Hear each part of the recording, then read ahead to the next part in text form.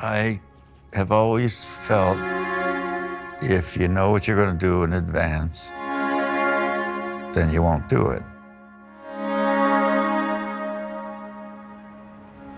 Your creativity starts with whether you're curious or not. Roll them. Go. Action.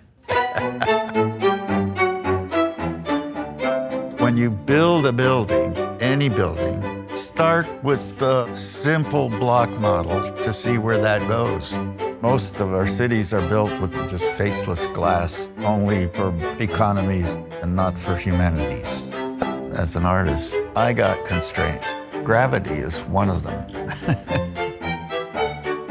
But within all those constraints, I have 15% of freedom to make my art.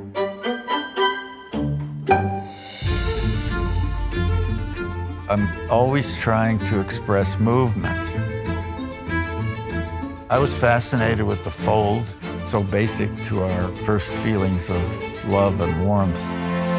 These ideas are scary as hell to tell to the client. They can reject you, and they will, but you gotta find your own voice. Create the logic for it as you go. Stretch it into another place.